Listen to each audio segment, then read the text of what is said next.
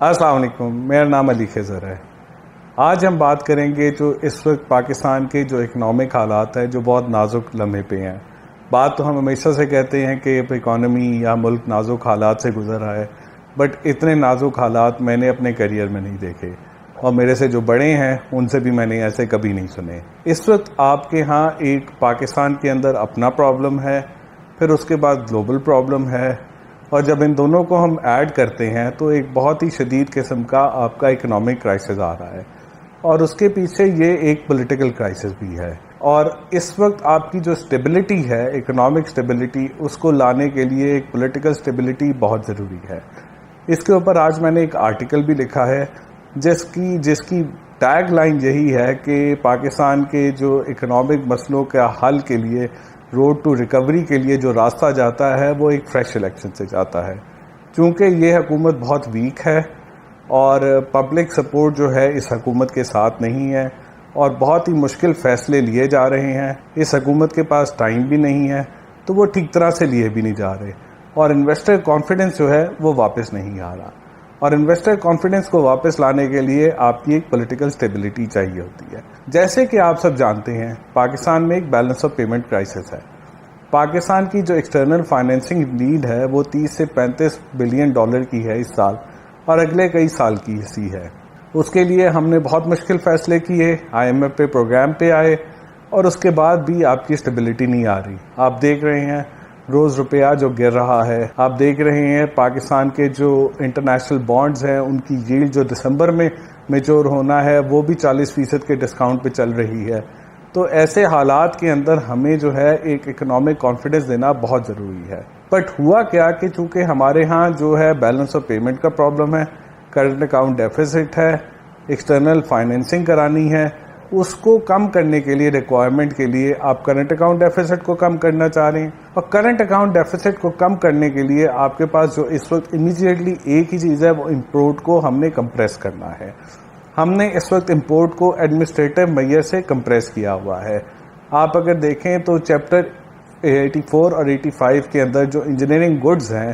جو کہ آپ کی گاڑیاں بنانے کے لیے، موبائل فون بنانے کے لیے، فریج ٹی وی بنانے کے لیے، سولر پینل بنانے کے لیے اگر بننے پاکستان میں، اور بہت ساری چیزوں کو بنانے کے لیے جو امپورٹ ہوتی ہیں، جو ان کے را مٹیریلز کی ہوتی ہیں، وہ نہیں آ رہی۔ اس کے علاوہ ٹیکسٹائل انڈسٹری کے اندر بھی اگر کوئی گارمنٹ کی ایکسپورٹ کرتا ہے تو اس کے اسپیئر پارٹس نہیں آ رہے، اس کی مشینری میں چاہیے، یا وہ اس کو ڈائی چاہیے یا اس کو بٹن چاہیے، وہ نہیں آ رہے۔ اس کی وجہ سے آپ کی ایکسپورٹ سفر کر رہی ہے۔ تو چونکہ اسٹیٹ بینک یہ ایڈمنسٹریٹو میئر لے رہا ہے، اس سے بزنس کانفیڈنس بہت نیچے آ گیا ہے۔ اس کے بعد جو آپ کے ہاں اوور آل جو اکنامک سینٹیمنٹس ہے وہ بہت نیچے آ گیا ہے۔ گلوبل ریسیشن بھی ہے، آپ کی ٹیکسٹائل ایکسپورٹس کی جو ڈیمانڈ ہے وہ گر رہی ہے۔ اگر ہماری ٹیکسٹائل ایکسپورٹس پچھلے سال جتنی ہی ہو جائے تو اس وقت ایکسپورٹر چھلانگے ماریں گے، اور ہم اس وقت 35 ارب ڈالر پہ جانا چاہ رہے ہیں۔ لاسٹ منتھ ہمارا 31-32 تھی، جو بہت مشکل ہے، 30 تک آئے گی۔ پھر امپورٹ کے اوپر جو آپ 69 بلین ڈالر پہ ہم نے فوکس کیا ہے سال کو، اس کے اندر بھی اپورڈ پریشر ہے۔ جیسے آپ کو پتہ ہے فلڈز آ گئے ہیں، اس سے تقریباً 2.5 سے 3 ارب ڈالر کی آپ کی کاٹن کی امپورٹ، چاول کی امپورٹ اور دوسری چیزوں کی امپورٹ بڑھے گی، اور کچھ آپ کی ایکسپورٹ گر رہی ہے جیسے ہم نے ذکر کیا، تو کچھ 4 سے 5 ارب کا یہاں پہ بھی شارٹ فال آ رہا ہے۔ اس شارٹ فال کو روکنے کے لیے ایڈمنسٹریٹو میئر جو انہوں نے کہا تھا کہ ہم ستمبر میں ختم کریں گے، وہ اب آگے لے کے چل رہے ہیں۔ اس سے کیا ہو رہا ہے کہ فیکٹریاں جو ہے وہ آدھے ٹائم پہ چل رہی ہیں، جیسے آٹو موبائل کی فیکٹری، اسمارٹ فون کی فیکٹریز، اور بہت ساری فیکٹریز جو ہے 1 شفٹ پہ چل رہی ہیں، تو وہ امپلائیز کو نکالنے لگ گئے ہیں۔ کچھ نے ویلیو چین کے اندر امپلائیز کو ان پیڈ لیو پہ بھیج دیا ہے، پیڈ لیو پہ بھیج دیا ہے، کچھ عرصے بعد ان پیڈ لیو پہ بھی چلے جائیں گے۔ ڈیلی ویجر جو ہے اس کو آلریڈی ہی تنخواہ نہیں مل رہی۔ ایک تو یہ ہے کہ لوگوں کی انکم اروڈ ہو رہی ہے،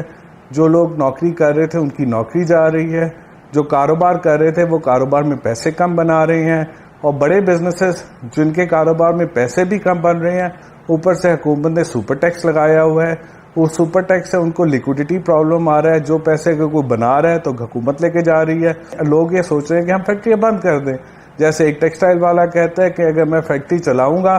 تو مجھے 6 کروڑ کا مہینے کا نقصان ہوگا، اگر فیکٹری بند کر دوں گا تو مجھے مہینے کا 2 کروڑ کا نقصان ہوگا، سال کا میں 24 کروڑ کا نقصان لے کے گھر بیٹھ جاؤں، میں بہتر ہوں اور میں بندے نکالنے شروع کر دوں گا۔ اور یہی سینٹیمنٹ میں جہاں جہاں جس سے بات کرتا ہوں مجھے ایسا ملتا ہے، اور مجھے یہ دیکھ کے خوف آتا ہے۔ اگر آپ انفلیشن دیکھیں، جیسے آپ سب جانتے ہیں کہ انفلیشن جو ہے اس وقت CPI 27% پہ ہے، اور جو سینسٹیو پرائس انڈیکس ہے جو کہ کھانے پینے کی اور ضروری اشیاء کی ہوتی ہے وہ آپ کی تقریباً جو ہے 40 سے 45% کی ہے۔ اس طرح کی اتنی تیز انفلیشن میں، جس میں لوگوں کے بجلی کے بل ایسے آ رہے ہیں جو کبھی انہوں نے سوچے نہیں تھے، پیٹرول کے خرچے ایسے ہو رہے ہیں جو وہ کبھی سوچ نہیں سکتے تھے،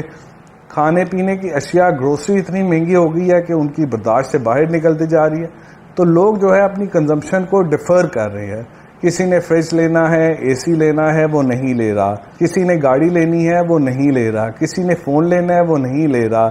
لوگ اپنے گھر کے اندر 2 AC چلاتے تھے وہ 1 AC چلانے لگ گئے ہیں، لوگ پیٹرول پہ دن میں 4 چکر لگاتے تھے وہ 1-2 چکر لگانے لگ گئے ہیں۔ اس ساری سے بھی ملک کی کنزمپشن کم ہوگی، اس ساری سے ملک کی گروتھ کم ہوگی، تو ایک بڑی حد تک ڈیمانڈ ڈسٹرکشن ہوگی۔ جو اتنی میسو انفلیشن آئی ہے اس سے بڑی شدید قسم کی ڈیمانڈ ڈسٹرکشن ہوگی،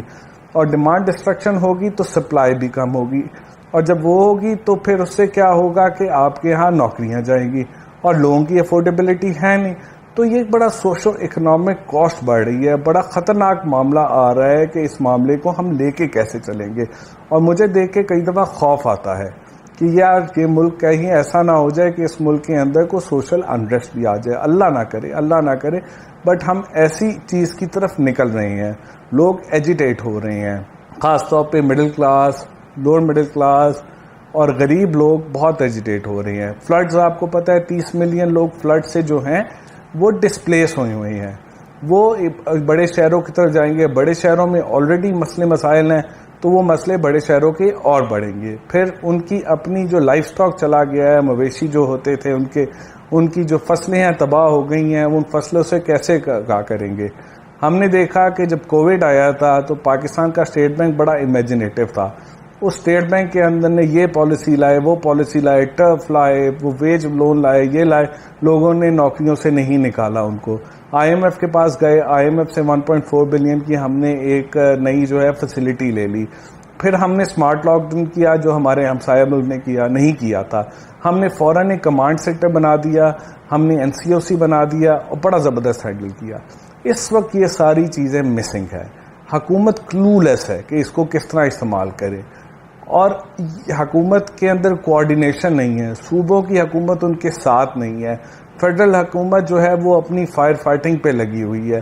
تو اس کی وجہ سے ہمارا جو رسپانس ہے وہ بڑا ویک ہے۔ اسٹیٹ بینک کی امیجنیشن نہیں ہے، اسٹیٹ بینک کے اندر لوگ تو سارے اچھے ہیں، شاید لیڈرشپ اتنی اچھی نہیں ہے جتنی لیڈرشپ اس وقت تھی، اور آپ نے اس لیڈرشپ کو نکالا کیونکہ آپ کو لگتا تھا کہ آپ کا پولیٹیکل ایفیلیشن نہیں ہے۔ تو یہ بھی ایک آپ نئی حکومت کو ہمیں سوال پوچھنا چاہیے کہ بھائی آپ جب ایک اچھی لیڈرشپ کو نکالتے ہیں تو اس کو ریپلیس بھی کرتے ہیں۔ اب ان صورتحال کے اندر کیا کوئی light at the end of the tunnel ہے؟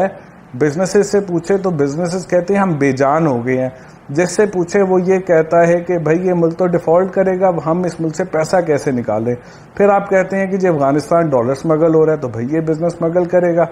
پھر آپ کہتے ہیں کہ ملک میں انویسٹمنٹ نہیں آ رہی، بھائی اس ملک کے اندر جو انویسٹمنٹ لے کے بیٹھ رہا ہے وہ باہر نکلنے کا سوچ ہے، باہر کا انویسٹمنٹ کیسے لائے گا؟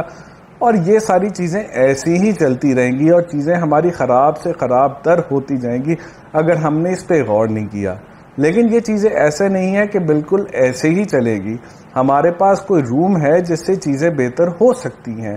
وہ روم یہ ہے کہ اگر ہم ایک پولیٹیکل سٹیبلٹی لے آئے، ہم ملک کے اندر ایک سرٹنٹی کا کوئی ایلیمنٹ لے آئے، ہم ملک کے اندر بزنس کا کانفیڈنس واپس لے آئے، ہمارے جو دوست ممالک ہیں یا ہمارے جو ملٹی لیٹرلز ہیں جن کو ہم IMF ورلڈ بینک کہتے ہیں ان کا کانفیڈنس واپس لے آئے، اور اس کے لیے یہ ہے کہ ہمیں ایک لیجٹیمیٹ حکومت چاہیے، ہمیں ایک راستہ چاہیے۔ وہ راستہ کیا ہے کہ جس میں پبلک ایجیٹیشن نہ ہو، جس کے اندر سارے اسٹیک ہولڈرز جو ہیں آن بورڈ ہوں، اور ایک ہم صاف اور شفاف الیکشن کرائیں، اور اس کے بعد جو بھی حکومت ہے اس کے پاس 5 سال ہو، وہ اپنا ایجنڈا ریفارم کا بنائے اور مختلف اور سخت فیصلے جو ہو رہے ہیں اس کو لے کے چلے اور ایک روڈ میپ آف ریکوری کی طرف جائے اور ملک کے اندر فورن ڈائریکٹ انویسٹمنٹ لانے کے اوپر کام کیا جا سکے۔